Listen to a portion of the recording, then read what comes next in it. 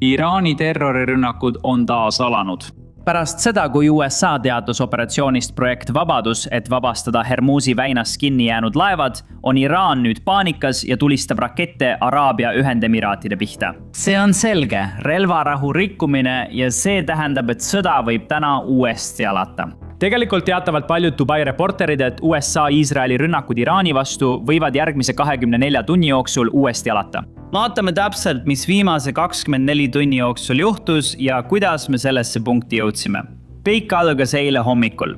Puistlasti laeva ründasid mitmed väikesed Iraani paadid Iraani Siriki ranniku lähedal. Alguses tuli see teade tegelikult Ühendkuningriigi meretranspordi operatsioonide agentuurilt. Seejärel kinnitas Iraani riigimeedia hiljem selle teate, kuid väitis, et laeva ei hõivatud ning see peatati ainult dokumentide kontrollimiseks Iraani revolutsioonilise kaardiväe poolt. Arva ära. Samal päeval hiljem öösel teatas president Trump midagi, mida Iraan ei oodanud. Projekt Vabadus, mille raames hakkavad USA laevad alates tänasest hommikust ehk esmaspäeva hommikust saatma laevu läbi Hormuzi väina. Siin on täielik avaldus.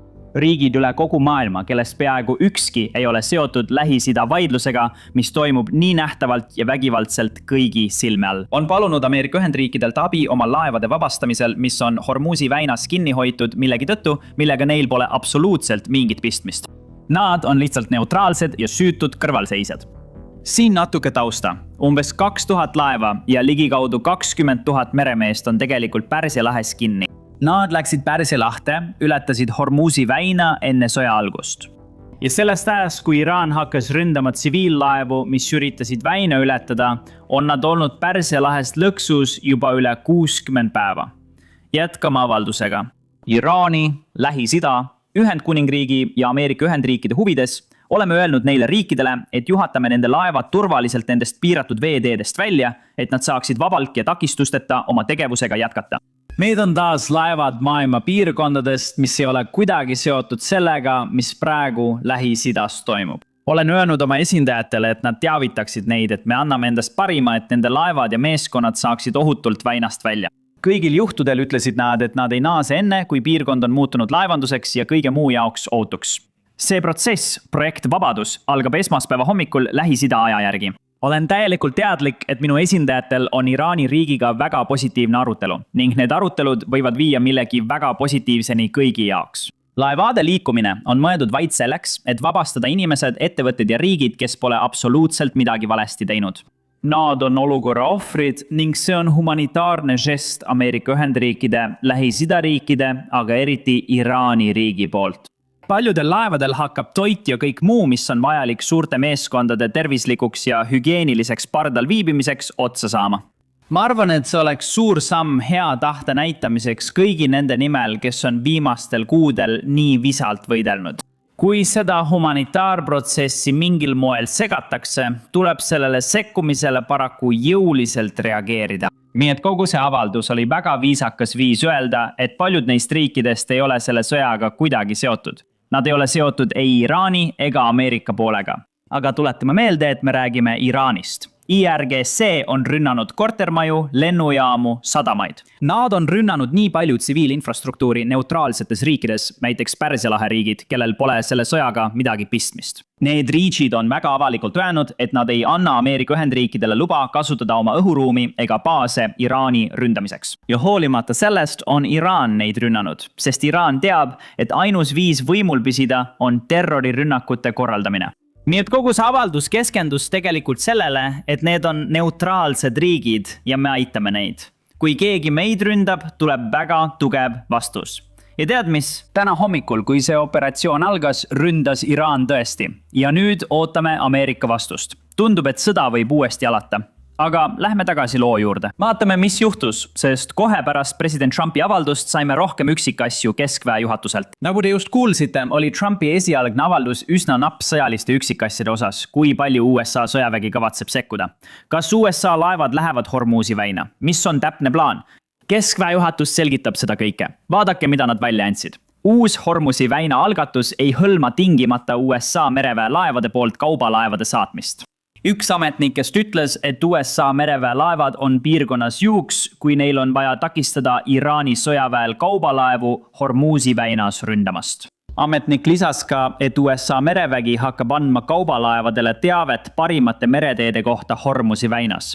Eriti just nende teede kohta, mida Iraani sõjavägi pole mineerinud. Kui te nüüd mäletate, siis kohe selle vaherahu alguses, kui Ameerika Ühendriikide ja Iraani delegatsioonide kohtumine toimus Pakistanis, läbisid 2 USA hävitajad Hormuzi väina, veetsid paar tundi Pärsia lahes ja tulid sealt tagasi. See oli sisuliselt sõnum maailmale, et Hormuzi väinas on olemas laevateed, mida laevad saavad kasutada, ilma et nad miinidele satuksid.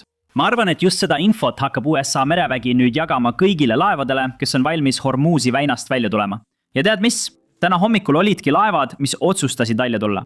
Enne kui me nendest laevadest ja juhtunust räägime, tuletan kõigile kiiresti meelde, et vajutage allpool meeldib nuppu ja tellimisnuppu, sest see aitab meid tõesti väga palju. Eriti nüüd, pärast seda, mis täna hommikul juhtus ja mida Iraan tegi, mis oli selge relvarahu rikkumine, USA vastus võib tulla iga hetk, nii et teie toetus tähendab rohkem kui kunagi varem. Kohe pärast USA avaldust ütlesid Iraani komandarid sisuliselt, et nad kaitsevad Hormuzi väina nagu oma kodu. Ma arvan, et nad ei suuda tegelikult oma kodu kaitsta, aga nad saavad kaitsta Hormuzi väina lihtsalt kaubalaevadele terrorirünnakuid korraldades. Aga nad ütlesid sisuliselt, et iga laev, mis ei kooskõlasta Iraaniga ega kasuta IRGC poolt määratud laevateid, rünnatakse. Hoolimata sellest Iraani ähvarduses paistab, et 2 laeva tulid täna hommikul siiski Pärsia lahest välja. Nad ületasid Hormuzi väina. Siin on see raport. Eelmisel ööl saavutas keskväe juhatus mitu eesmärki. Nad liikusid läbi ja tegutsevad nüüd Berkeley klassi hävitajatega Pärsia lahes ja Araabia lahes. Lisaks sellele suutsid 2 5 USA lipulaevast lahkuda lahest läbi Hormuzi väina. See oli osa operatsioonist, mis oli olnud planeerimisjärgus nädalaid. Ma eeldan, et USA merevägi paigutas laevadele strateegilised meretranspordi ohvitserid, et tagada sidepidamine ja turvaline kommunikatsioon. Nad on samuti teinud koostööd laevanduse mereväelise koostöö- ja juhendusteenistusega, et neid läbisõite koordineerida. See polnud Iraani jaoks kindlasti hea uudis, sest tundus, et nad kaotavad kontrolli ainsa hoova üle, mis neil veel oli. Iraanil pole tegelikult midagi muud peale terrorirünnakute Hormuzi väinas, välja arvatud tsiviillaevade ründamine. Nii et Iraan andis välja oma avalduse ja see on see, mida nad ütlesid.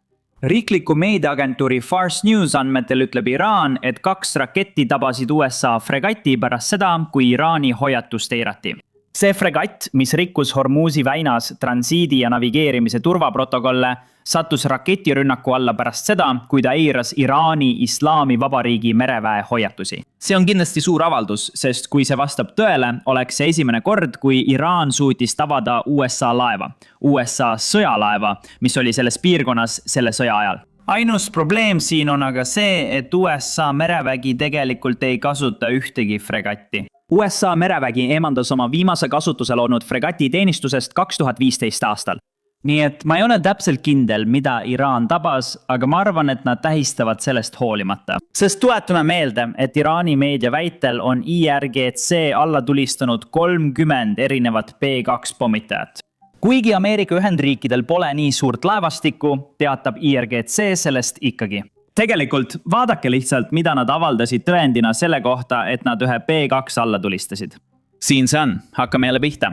Iraani kontod postitavad taas seda võltsitud pilti, väites, et nad tulistasid alla B2 pommitaja, mis ründas Iraani tuumarajatisi. Tegelikult see lihtsalt ei vasta tõele. Näete, B2 pommitajad lendavad 50 000 jala kõrgusel. Kui nad kukuvad maapinnale, siis pommitaja ei jää terveks, nii nagu pildil näha on. Pealegi on see väga raske. Nii et kui midagi kukub alla, siis see ei jää lihtsalt niimoodi maapinnale seisma. See on ilmselgelt tehisintellekti loodud. Kõige naljakam osa kogu selle juures on see, et keegi postituse all küsis, kas see on tõsi. Ja tehisintellekti konto vastas, jah, see on tõsi. See oli sõja alguses, aga tuleme nüüd tagasi praeguste sündmuste juurde. Pärast Iraani avaldust andis oma avalduse välja ka USA keskväe juhatus. Nad kinnitasid sisuliselt, et ükski USA mereväe laev ei olnud pihta saanud. USA väed toetavad vabaduse projekti ja jõustavad Iraani sadamatele kehtestatud mereblokaadi. Pärast seda hakkasime saama teateid Araabia Ühendemiraatidest. Vaadake. Iraan tulistas 4 tiibraketti Araabia Ühendemiraatide suunas. Õhutõrje suutis neist 3 alla lasta ja 1 kukkus merre. Õnneks suutsid õhutõrjejõud need raketid peatada. Kuid sellest hoolimata tähendab see, et Iraan rikub nüüd väga avalikult relvarahu, sest nad ei ole rahul humanitaarmissiooniga, mille Ameerika Ühendriigid algatasid. Ja tead mis veel? Siit läheb olukord ainult hullemaks, sest pärast seda, kui need tiibraketid oma sihtmärkidest täiesti mööda läksid, hakkas Iraan saatma droone Araabia Ühendemiraatide pihta. Pärast esialgset rünnakut järgnes Araabia Ühendemiraatidele veel üks drooni- ja raketirünnak ning siis veel üks. Ja siis, kui ma seda salvestan, käib praegu juba 4. rünnakulaine. Praegu ei ole meil muidugi kõiki üksikasju selle kohta, mis on kahjustada saanud, mis pihta sai ja mis alla tulistati, kuid me teame, et Araabia Ühendemiraatides Firuza naftakeemiatööstuse objektil on puhkenud tulekahju. Siin on pilt eksporditsoonist, piirkonnast, kus rünnak aset leidis ja me näeme selgelt, kuidas sellest piirkonnast tuleb välja tuli ja suits. See on nii oluline, sellepärast et Firuza, või ma olen kindel, et ma hääldan seda valesti, aga mis iganes see koht ka poleks, on praegu ainus ekspordiväljund Araabia Ühendemiraatidele. Iraan sihib Araabia Ühendemiraatide naftaeksporditerminale. See võib olla sellepärast, et Araabia Ühendemiraadid lahkusid hiljuti OPEC-ist. Nad ei taha olla Iraani partnerid selles naftakartellis. Seega lahkusid nad organisatsioonist ja plaanivad oma tootmist suurendada, et nafta hinda alla suruda. Enne seda rünnakut just täna hommikul ütles rahandusminister Scott Bessent väga avalikult, et kui Iraan seda sõda eskaleerib, siis USA vastab ja eskaleerib seda veelgi. Kuulake seda avaldust, sest tundub, et Ameerika Ühendriigid võivad olla sunnitud midagi ette võtma. Kuulake. See on olnud töös ja me julgustame iraanlasi lubama neil enam kui 300 laeval lahkuda. Et nad võivad nende pihta tulistada. Ma arvan, et seda nimetatakse moskiitlaevastikuks, mida nüüd tõrjutakse. Arvukad laevad võib-olla juba 10 on hävitatud. Ja meie, USA, tulistame ainult siis, kui meie pihta tulistatakse.